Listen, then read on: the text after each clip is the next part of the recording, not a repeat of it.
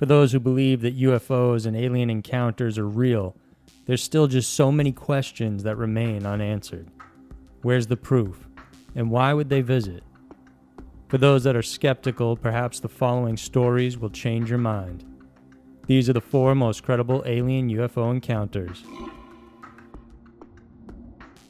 Number 4. Shaitan Mazar, Russia UFO crash. Known as the Devil's Graveyard, Shaitan Mazar is believed by locals to be a mystical place. For them, it holds a sacred stream that has mysterious healing properties, and in this case, much more than that. On August 28, 1991, the Soviet radar station caught sight of an unusually large object entering their airspace. It was flying over the Caspian Sea and measured around 2,000 feet long and 300 feet wide. It was traveling at an altitude of 22,000 feet with speeds of up to 600 miles per hour. Unsure about the object and alarmed at the possibilities, the Soviets immediately issued a friend or foe signal, but there was no reply. They knew there were no scheduled test flights in the area, and so they decided to deploy MiG-29 fighters to investigate. The jets approached the location and were shocked to see how immense the craft actually was. It was described as metallic gray in color, with 2 portholes towards the front portion. Green symbols were found at the back, and despite being tailed, there was no response from the craft. They decided they should fire a warning shot, but every time they approached and attempted to do so, the guns didn't work. The fighter jets abandoned the mission, but the craft was tracked for several hours as it flew at astonishing speeds and in a strange zigzag pattern. Eventually, it disappeared from radar completely, and it wouldn't be until a month later when rumors about Shaitan Mazar began to circulate. Locals say they saw a large craft crash into the gorge. Some said people were able to find the site but couldn't get closer because they suffered radiation burns. A group of UFO investigators attempted to find the site themselves, but never had any luck. Reports came in by November that the Russian Air Force had found the crash site, and in an attempt to remove it, a helicopter crashed, killing all those on board. Since it was in the middle of winter, no attempt at a recovery could be taken just yet. So taking advantage of this, a second expedition was launched by UFO experts in June of 1992, and after finding the copter, they were able to find the site. The problem was they still couldn't go near it and could only observe it from 1,000 yards or so away. Their devices, cameras, and video recorders failed each time they got too close. Plus, several of the members suffered radiation burns as if the object had an unusual electromagnetic field. A third expedition was planned, but this didn't come to fruition until years later, and they were shocked to find that no trace of the crash was left behind. The area had been leveled off to hide any evidence of the site's existence, and the helicopter itself was gone as well. According to the expedition, people who managed to witness the crash said it hit the side of the mountain and broke in 2 before sliding down the side of the gorge. They could see visible decks inside the ship, but no bodies of any sort.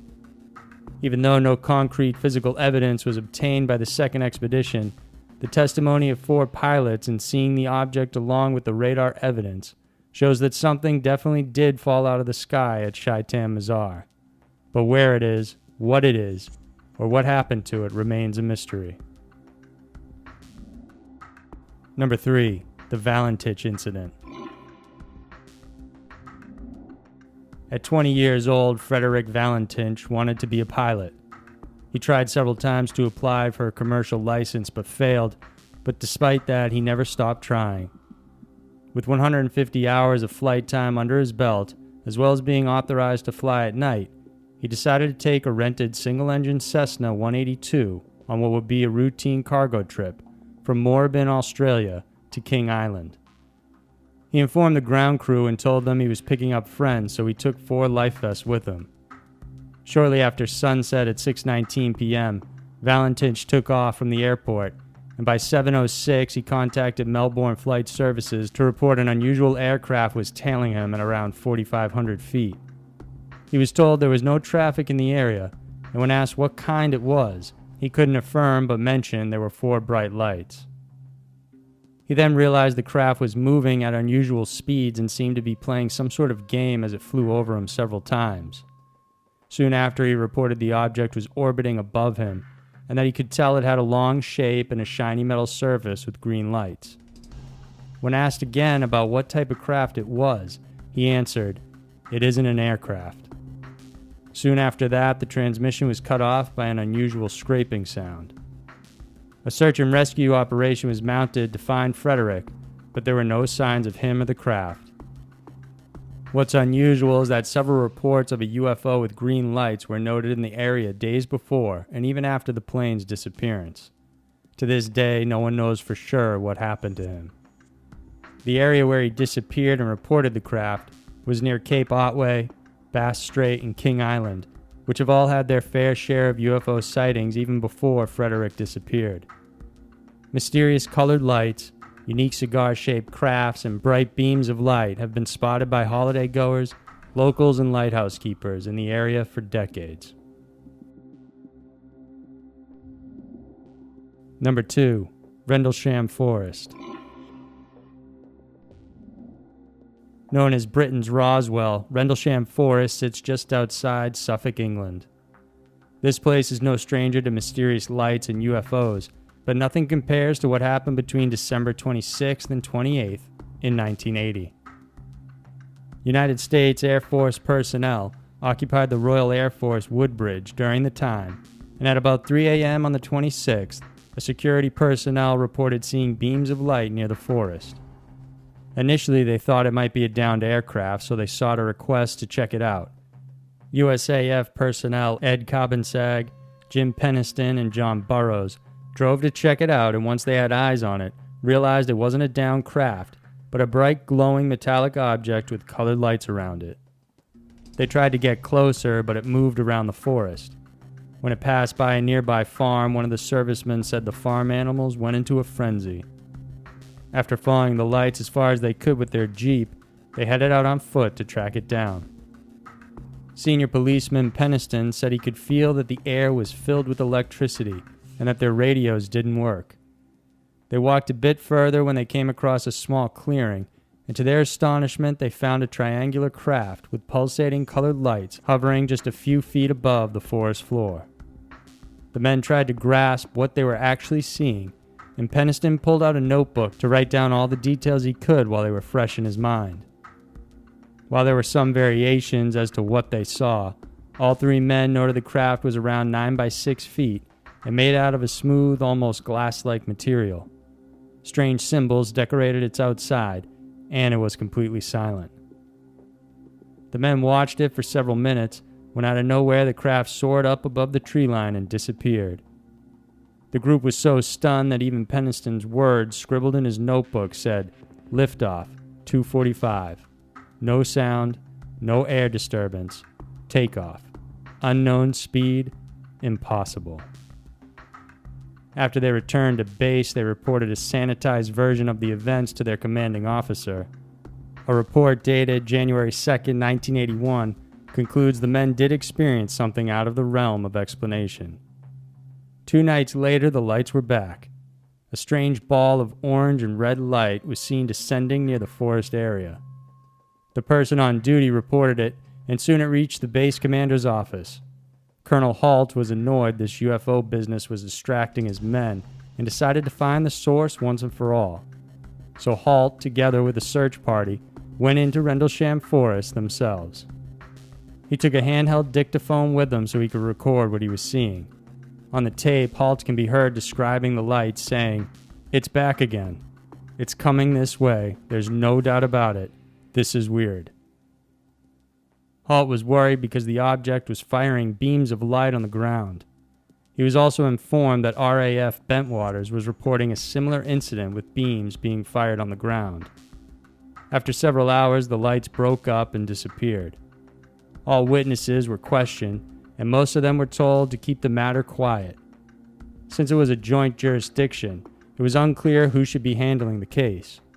It wasn't until years later when strong, credible evidence of the Rendlesham Forest incident in the form of a memo by Colonel Halt showed up. In it, he detailed what was reported by the initial officers that encountered the lights, along with the incident experienced by him and company. There's also the audio tape he recorded as they chased and viewed the lights in the forest. What's more is multiple civilian witnesses came forward to relay their experiences to the police about the incident, independently, without even knowing what the military personnel saw that night. To this day, because of so many credible witnesses, the case of Rendlesham Forest continues to serve as one of the strongest cases for a direct UFO encounter. Number 1. Japan Airlines Flight 1628. Japan Airlines Flight 1628 was a routine route for Captain Tarachi and his crew of 2. It was 1986 and the captain was flying a Boeing 747 cargo plane filled with wine over eastern Alaska at an altitude of 35,000 feet. The plane was on autopilot, and they were currently in a unique area where to the right of the plane was an afterglow of the sunset, while on the left side it was all dark. By 5:09 p.m., the Anchorage Air Route Traffic Control established radar contact with the plane and asked it to head to Talkeetna. The co-pilot answered the call and obliged, turning the plane left 15 degrees. Captain Tarachi was sitting on the left side of the cockpit. When the plane did this maneuver, that's when he first noticed. Out his window, he saw lights that looked like aircraft lights. They were roughly 2,000 feet below them and moving in exactly the same direction and with the same speed. His initial thought was that these were military planes on a special mission. Because of Alaska's proximity to Russia and military bases, this wouldn't be out of the ordinary. From the moment they saw the unusual lights, Tarachi reported it to air traffic control, trying to confirm if there was traffic in their path or if it was spotted on their radar, but they said they saw nothing. After minutes of observing the lights, out of nowhere, 2 unusual spacecrafts appeared directly in front of them. The ships fired bright sparks from what Tarachi speculates were thrusters that would help them stop their momentum from doing such fast maneuvers. They were so close they could feel the warmth coming from the sparks. The pilots then observed the craft suddenly change formation from on top of one another to one moving to the front. The crafts had several blinking lights, much like thrusters being powered up once in a while.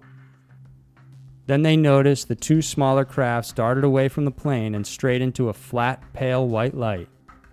Even though they couldn't fully see it, the plane's weather radar indicated there was a huge round object right in front of them that they think the small crafts flew into.